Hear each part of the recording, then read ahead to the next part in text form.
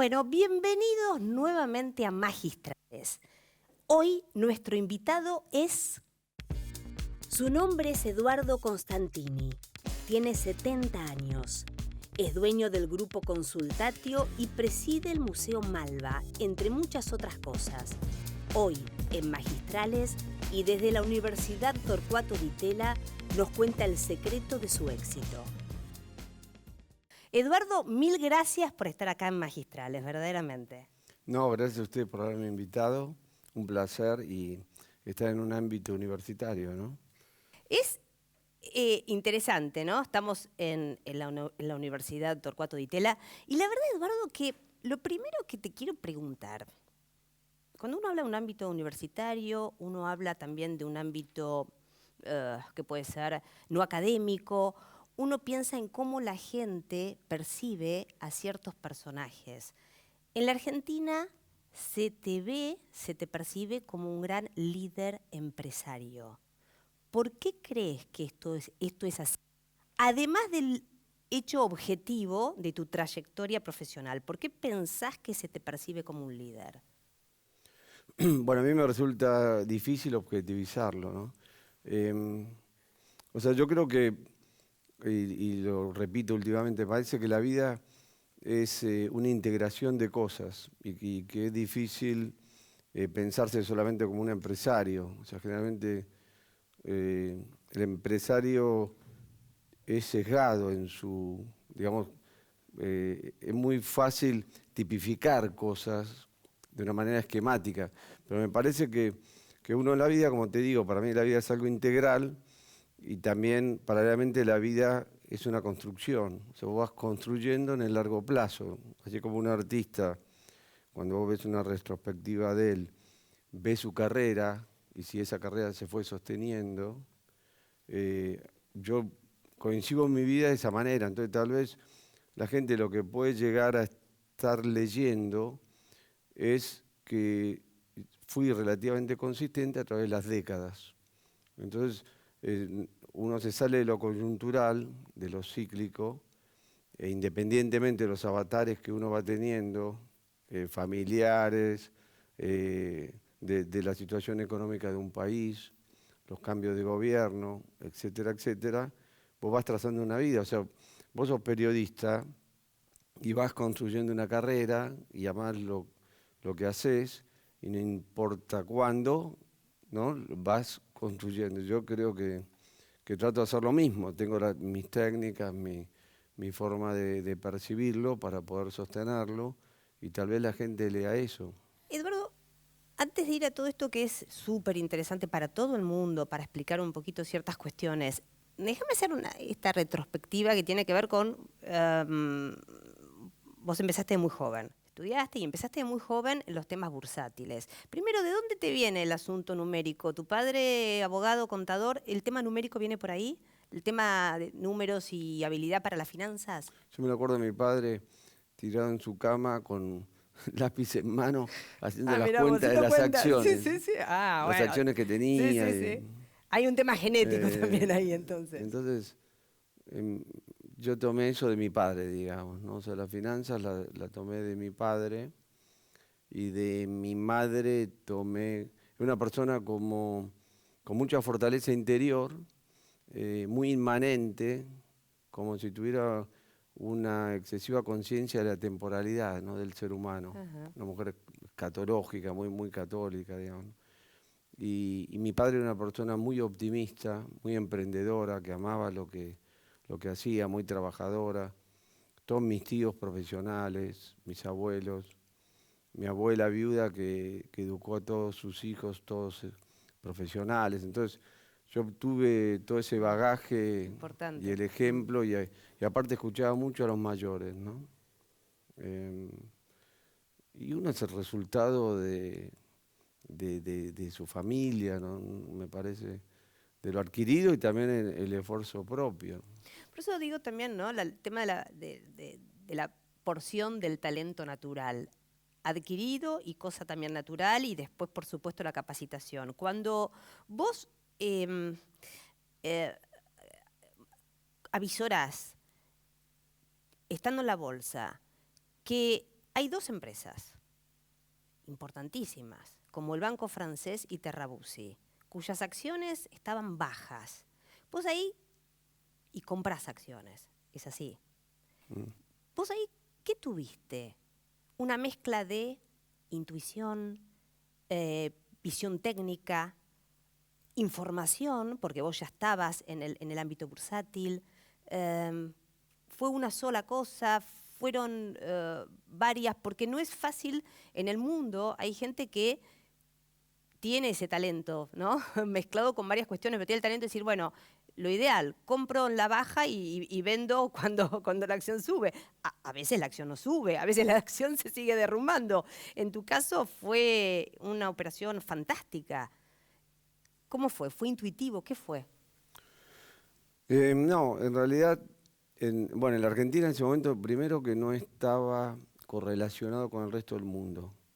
Entonces eso te da ciertas ventajas comparativas porque hay menos técnicos que observan el mismo valor. O sea, el mercado financiero es sumamente competitivo. Es difícil porque hay 200.000, 500.000, más de 1.000.000 de personas profesionales estudiando todos los valores. En esa época, como digo, la Argentina, que era un lío, estaba absolutamente aislada del mundo.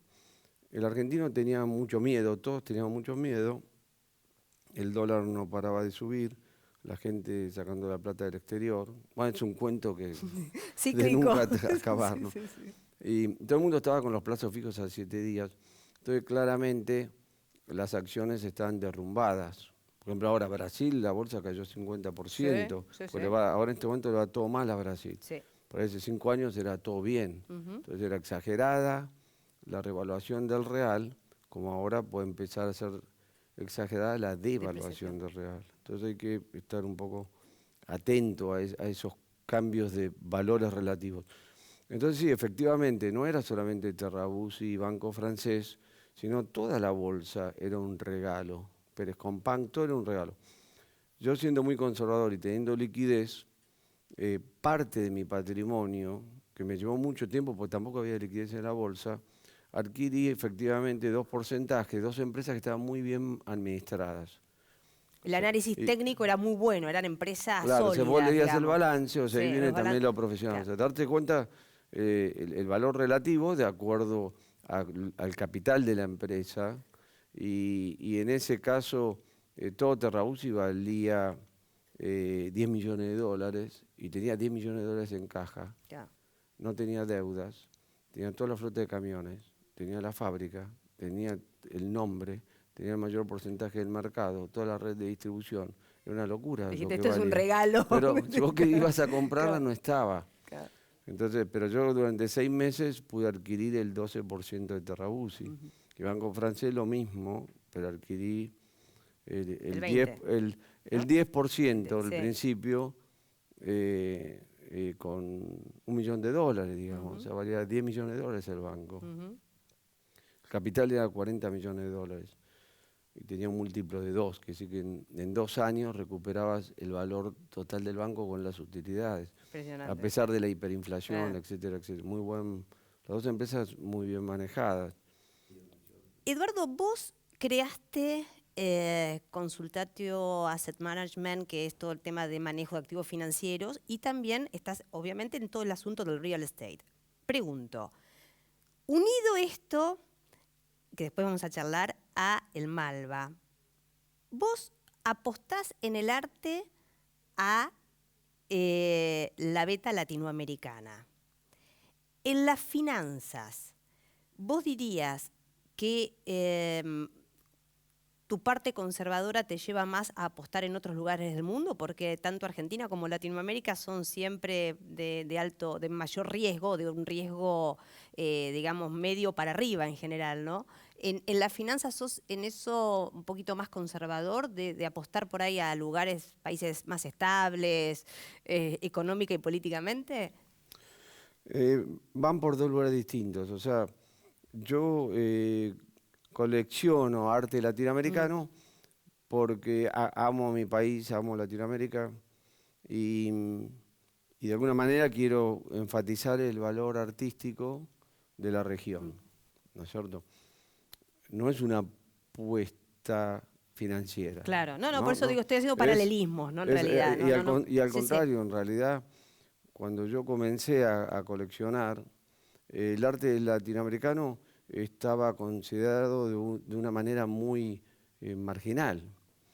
Cuando nació Malva en el año 2001, fue coincidente con el reinicio de programas de adquisición de obras latinoamericanas por parte de los grandes museos del mundo, y también nombramiento de curadores dentro de su estructura, como por ejemplo en el MoMA, la Tate, el Modern Art el Fine Art de Houston, la Fundación DAR, o sea, distintas entidades internacionales comenzaron a ver con más énfasis, con mejor cara, el arte latinoamericano, que a su vez eso fue de la mano de la convergencia latinoamericana hacia la democracia y hacia políticas macroeconómicas más consistentes. O sea, hay una relación entre la bonanza económica y la implementación de sistemas políticos como los países del centro democráticos con la mayor visibilidad del arte, ¿no es cierto? Incluso también Estados Unidos pasa a ser como el centro del arte mundial a partir de la Segunda Guerra Mundial, porque ya Estados Unidos ya tenía ciertas décadas de ser la primera potencia mundial. Entonces hay una...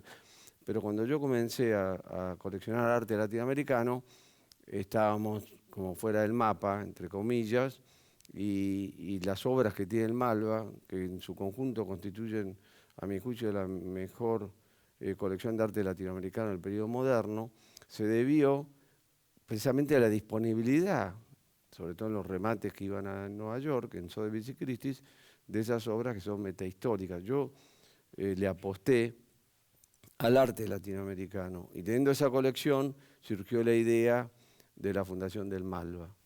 Y eso va por otro camino, ¿no? Porque para mí eso tiene un valor per se. Por supuesto que el arte internacional es más poderoso, digamos. Por ahí o sea, Picasso, una cosa es Picasso, Cézanne, qué sé yo, Polo, cosas. Sí, son monstruos los tipos, pero seguro, hay muy buen arte en Latinoamérica, claro, y nosotros vamos por ahí. Desde el punto de vista de las inversiones, nosotros muchas veces invertimos en dólares, como lo hizo la provincia de Santa Cruz, entre paréntesis. En su momento.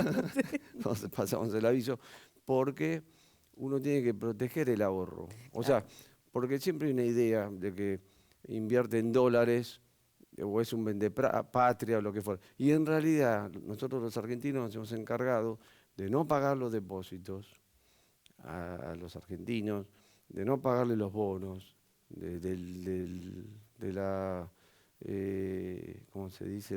Esa conversión asimétrica que hubo. Tantas cosas hemos hecho, tanto default, que la gente naturalmente se protege de una moneda fuerte. Entonces, precisamente para darle continuidad al Malva o a Nordelta o lo que fuere, muchas veces es necesario tener un ahorro en dólares, pero no porque uno no ame a su país ni nada. No tiene nada que ver. Pasa por otro lado. Pasa por otro lado, absolutamente. Eduardo, tengo que ir al próximo bloque, pero antes te lo dejo así como un pececito en el agua. Vos que amás el mar, sos fanático del mar, te gusta mucho, ¿no? El mar, el río, el agua, ¿te gusta?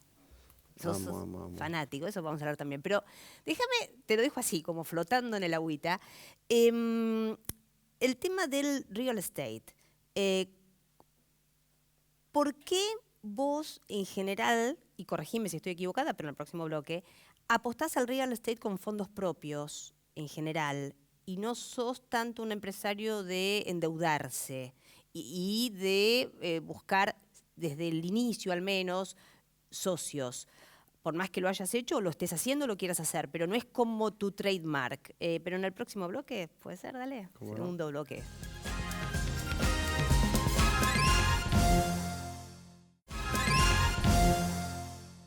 Bueno, comenzando este segundo bloque, Eduardo, vuelvo sintéticamente a lo que te había dejado flotando en el agüita. Lo siguiente.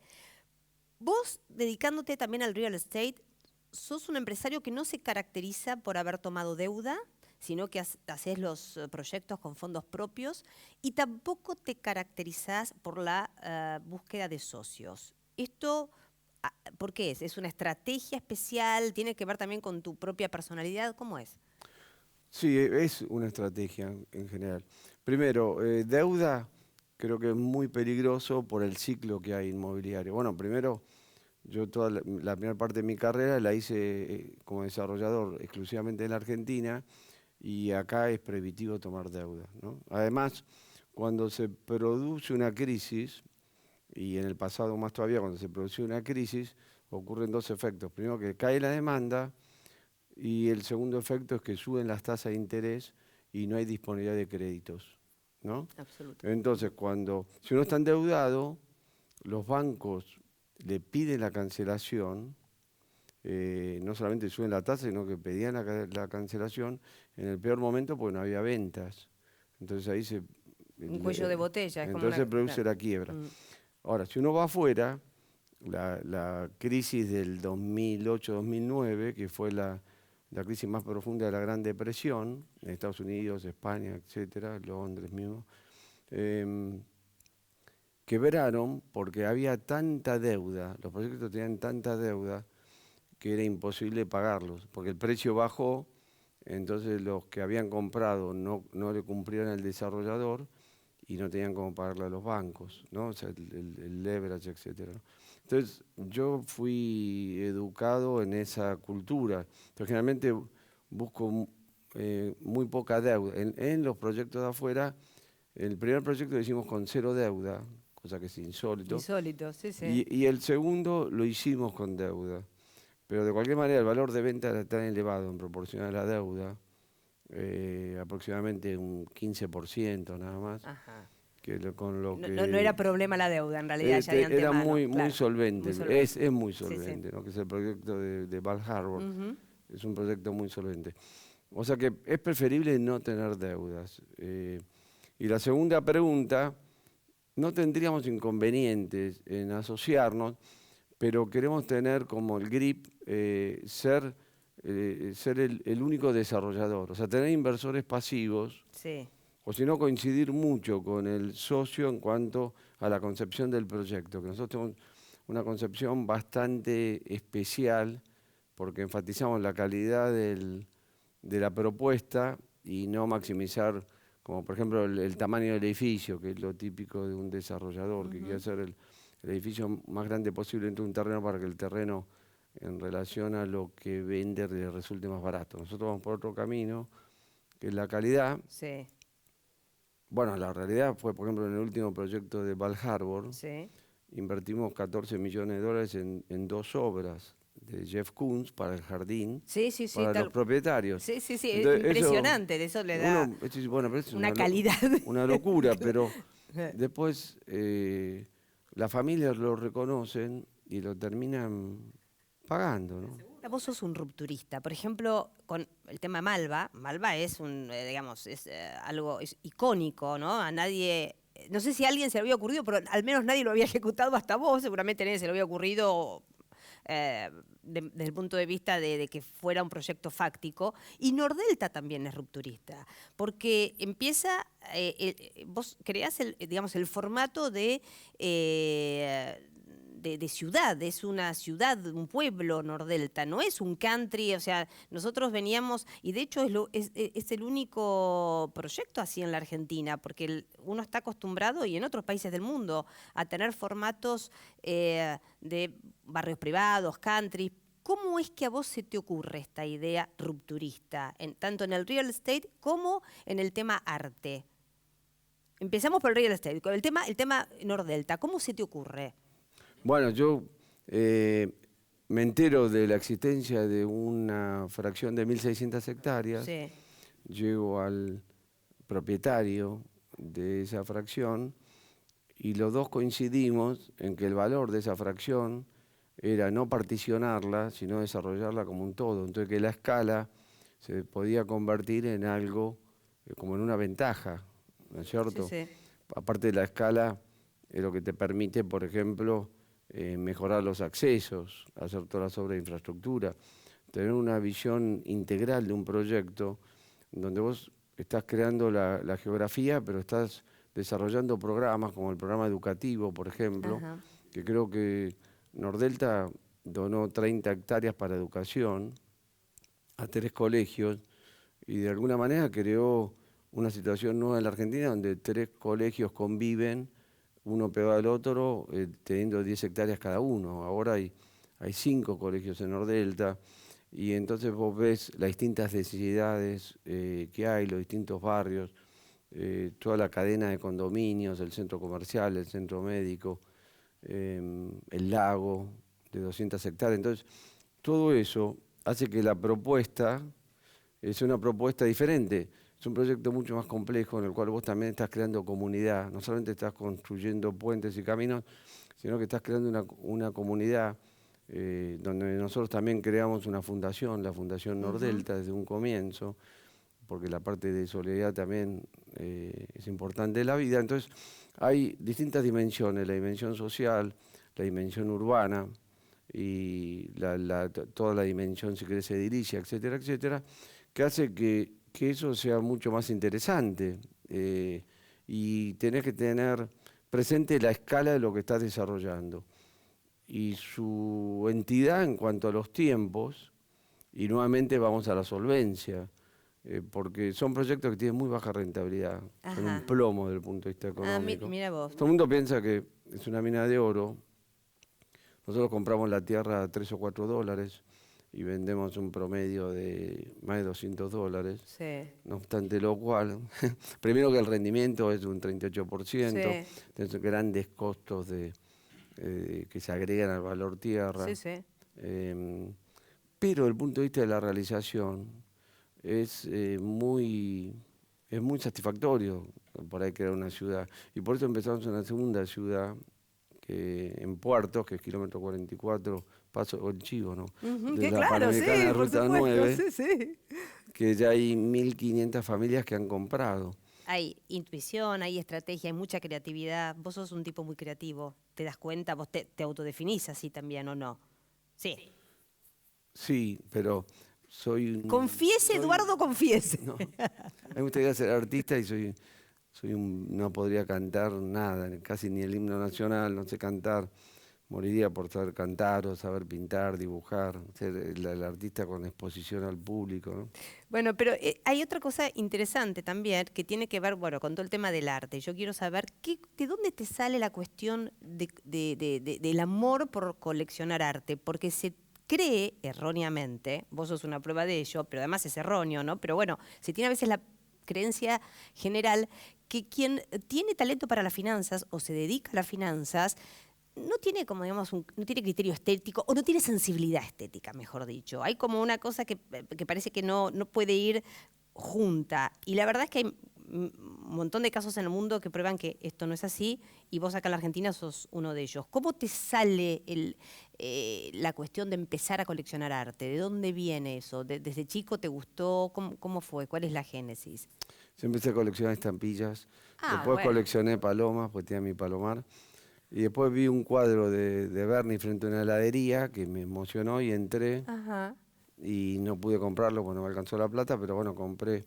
Pero pagué en cuotas un Presas y un Basilev. Y así empecé a coleccionar cuadros y compré muy mal durante muchos años. En el año 80 me encuentro con Ricardo Esteves, que es un gran conocedor, y me enseña lo que es el arte. Y a través de él, el Malva le debe su colección a Ricardo Esteves. Y yo a través de los años entonces aprendí a valorar, creo, digamos, en alguna medida, a valorar una obra de arte, ¿no? Pero a través de todos esos años, evidentemente fui desarrollando y fui disfrutando la calidad artística plasmada en una tela, en una piedra o en lo que fuere, ¿no? Amo el arte y además cuando nace el Malva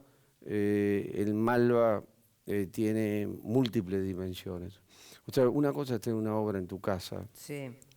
y otra cosa es esa obra llevarla a un espacio público. Claro. O sea, primero que se transforma en algo institucional. Claramente lo que nosotros tratamos de construir es una institución y ahora estamos en un proceso, después de 15 años, de tratar de despersonalizar esa institución porque para que el Malva sea más perfecto en su creación, tiene que desprenderse de la familia, porque vos un museo lo tenés que pensar nuevamente a 200 años, entonces tenés que recrear a través de un directorio, un consejo, la manera de perduración, ¿no? Sí, Y sí, de a través del administración. tiempo.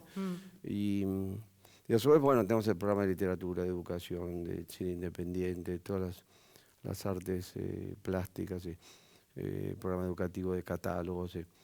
Y entonces todo eso se hace muy, muy interesante. El Malva tiene un déficit importante todos los años, 100 personas trabajando y, y requiere tiempo. ¿Y O sea, por qué requiere déficit? mucho tiempo. ¿Por qué uno piensa que algo tan exitoso como es el Malva, ¿por qué déficit? No hay museo en el mundo que salga empatado. Ni siquiera, no hay Ni break-even el en ningún MoMA. museo, ¿no?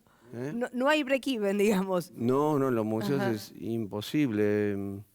Por ejemplo, el Museo de Arte Moderno de Nueva York, que está ubicado excepcionalmente, tiene la Sí, colección sí. de arte moderno más importante del mundo, tiene miles de millones de dólares en obras, Ujú. miles de millones de dólares en edificios, y tiene un costo, un déficit operativo estructural, porque no hay manera de poder costear el personal, Ajá. los seguros, Ah, mira vos. los transportes de las Deben ser exhibiciones, muy altos. etcétera, Claro. etcétera, el mantenimiento del edificio, que hay que continuamente pintarlo, cambiar los módulos, etcétera, etcétera. Bueno, hay una obra de Francis Alice, Ujú. que es belga-mexicano, que su obra consiste, viaja a Perú, al interior de Perú, lleva 200 labradores en camiones, le da una pala a cada uno y tratan de correr un morro, un morro sería en Brasilia, una pequeña Sí, pero más montaña, entiendo, sí, ¿no? sí, sí. Y entonces con una pala en el piso árido, obviamente los alinea todo, documenta todo eso y después de varias horas termina de documentar, Sí. obviamente, la hora fallida de correr la montaña. Claro. ¿No es cierto? Entonces, él dice, Claro. la ley del mayor esfuerzo con el Con menor el resultado. qué interesante, con el menor Entonces, resultado. otra lógica, otra dimensión entonces, acá en la Universidad de Economía y Administración siempre está toda la lógica inversa, ¿no es Claro, cierto? exactamente, por eso es Y interesante. yo, como economista, obviamente, siempre la maximización del resultado, Claro, la ley de las leyes del rendimiento decreciente, patín, patatán, sí, sí. y el arte va por otro lugar. O sea que vos absolutamente amás, es un tema, esa es tu parte muy pasional, ¿no? No, todo es pasional. Todo es pasional, es verdad, porque también las finanzas es pasión, todos los negocios. No, aparte lo podés integrar, porque cuando vos haces Nordelta o haces un edificio, Catalinas o Val Harbor en Miami, lo que fuere, vos integrás la propuesta, porque vos no estás construyendo solamente un edificio y maximizando, sino vos estás tratando de mejorar la calidad de una propuesta y después eso va a tener su resultado económico. Por supuesto, al principio lo vistes, lo sopesaste, ¿no? Que sos una persona que tira a ver cómo cae, digamos, ¿no? Ujú. Pero darle las distintas dimensiones a un proyecto, por eso digo que puedes integrar en la vida. De alguna manera puedes armonizar la dimensión que tenemos los seres humanos, desde el punto de vista afectivo, desde el punto de vista ético, desde el punto de vista estético, desde el punto de vista económico, desde el punto de vista de la solidaridad, digamos, o el social. Vos lo podés integrar y tener buenos resultados que te dignifican y que no es un verso, o sea, es real. Es real. Bueno, pero eso se percibe, Eduardo. Entonces, si vos te justamente. quedás solamente en el campo de maximizar la utilidad, por ahí tenés mucho más dinero. Pero no, obviamente, te perdiste de todos los otros campos. Entonces, si no, el financista no puede tener la sensibilidad de una obra. Y bueno, sin duda que es relativo, pero depende de la persona. Depende de la persona. Claro. Pero me quiero ir a este tercer bloque con este concepto tan importante, ¿no? Que vos decís, hay que integrar a la persona. Y la pasión en realidad la pones en todo. O sea, sos un apasionado en todo, hay que poner mucha pasión. Después viene el rendimiento económico, porque por ahí hasta es una consecuencia lógica a veces, ¿no? Digo, tercer bloque.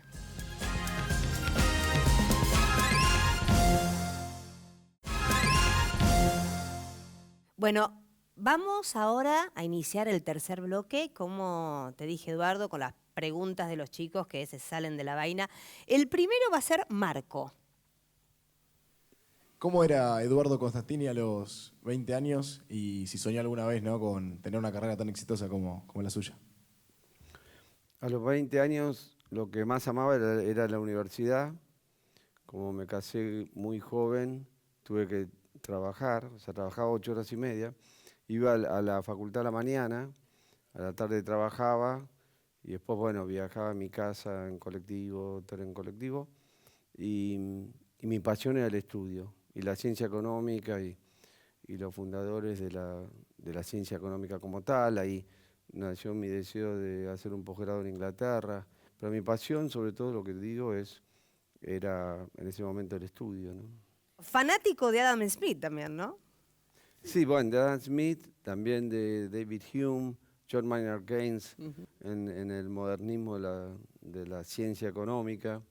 Pero sí, era un apasionado, tenía mucha energía, tal vez tomé la energía de mi madre y de mi padre, como dije, y, y sabía que tenía la mira puesta en algún sitio, En ¿no? algún Pero con sitio. mucha fuerza interior.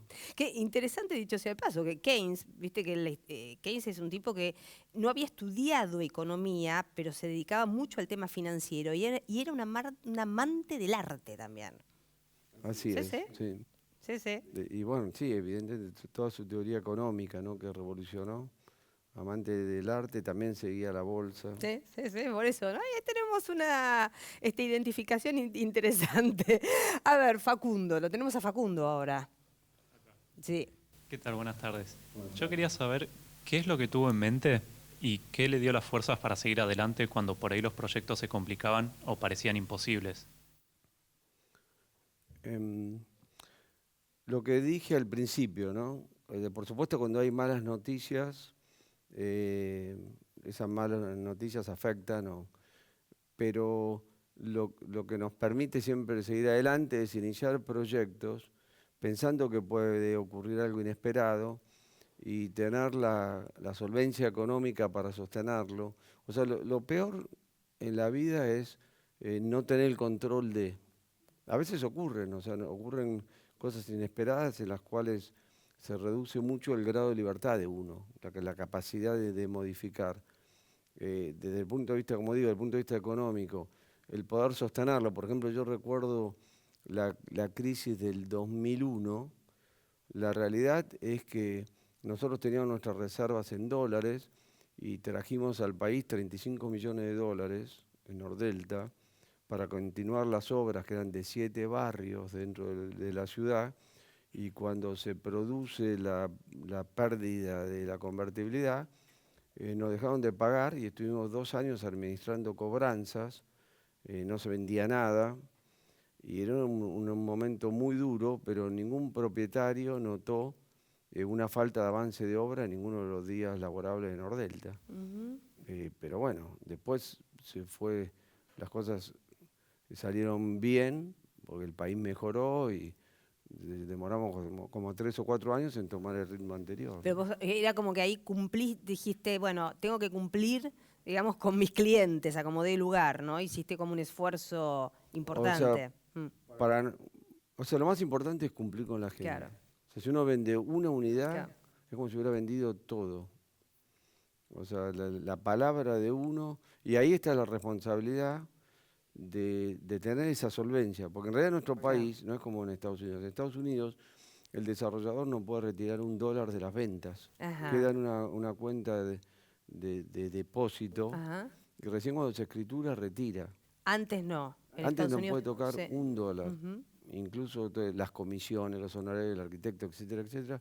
Todo eso hay que pagarlo del bolsillo, ni siquiera de las ventas. O sea, del producto de las ventas se puede dedicar al avance de la obra húmeda, Sí, sí, sí. pero no todos los costos inherentes, impuestos, etcétera, etcétera. Eh, Acá no, tenemos mucho más independencia los desarrolladores. Entonces hay que tener un mayor equilibrio, volvemos al endeudamiento, Ujú. etcétera, etcétera. Entonces hay que tener todo eso. Después lo inesperado va a ocurrir indefectiblemente. O sea, nació Nordelta 10 días después del derrumbe de las Torres Gemelas Ujú. y 90 días antes de la gran crisis argentina. O sea, ¿no es cierto? digamos, en el medio de El dos 21 de cataclismos. Sí. Y bueno, y los museos, sí. ¿cuántas crisis pasan? Claro. ¿Cuántas guerras? Hasta guerras mundiales. Exactamente, y perduran muchos, de la Perduran. mayoría al menos, ¿no es cierto? Sí, sí. O sea, siempre es la visión estratégica, Eduardo, ¿no? Vos tenés una gran visión estratégica. Apostás mucho Creo que sí. al largo plazo, en Sí, general. me parece que sí. Claudia, que está mirando acá y quiere intervenir. Acá tenemos una mujer en el medio de las intervenciones masculinas. Buenas tardes, ¿qué tal? Buenas tardes. En el año 2010 hubo una propuesta, una iniciativa en Estados Unidos en la que algunos de las personalidades más ricas del mundo propusieron donar la mitad de su fortuna. Y tengo entendido que usted solo puede donar el 20% de la suya por los establecimientos de la ley argentina, pero quería saber qué lo motivó a participar en una propuesta tan comprometedora. No, en realidad la propuesta esa era un 20%, no, que entiendo yo, no el 50%. No obstante lo cual, las dos personas más ricas de Estados Unidos donaron mucho más. Uno donó todo y el otro donó el 85%. Bill que lo va a Gates pagar y en Warren cuotas. Buffett, ¿no? Justamente. Exactamente. Y yo tuve una discusión con Carlos Slim Ajá, de México. esto, porque yo lo saqué como ejemplo y él un poco se enojó, pero no importa. Pero no, en realidad yo más o menos doné un 20%, naturalmente, o sea, no es que yo me acogí a esta propuesta porque Malva nació en el 2001, no en el 2010, y yo ya había donado toda mi colección, había construido el edificio, etcétera, etcétera.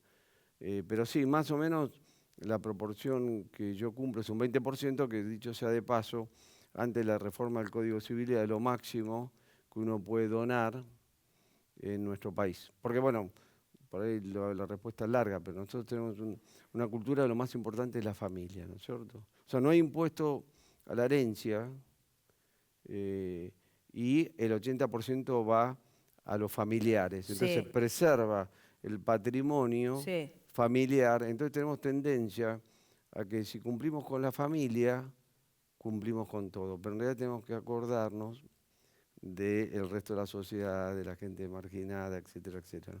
Es un tema todo cultural que da para otra conversación. Pero ¿no? muy interesante, pero además me parece a mí, yo de verdad, o sea, coincido 100% con ese espíritu, pero me parece que países como el nuestro todavía están en deuda en cuanto a también el fomento de las donaciones a través de estructuras impositivas, etcétera, etcétera, Exacto. cosa que en Estados Unidos sí existe. Exacto. Porque es una forma muy buena para que las personas con patrimonio importante puedan de verdad hacerle bien al resto de la sociedad civil. Pero si el Estado no permite a través de legislación, en especial tributaria, que eso sea factible, también es como que es primero el huevo o la gallina, Eduardo, Exactamente, convengamos, tiene que ¿no? ser conjunto. ¿no es Exacto. cierto? Sí, sí. O sea, está el rol público, pero también está el rol privado en las inversiones sociales. Sí, ¿no? sí. Que allá funciona también y hay hospitales, centros de Sí, investigación, exacto, sí. librerías, museos, etcétera, etcétera.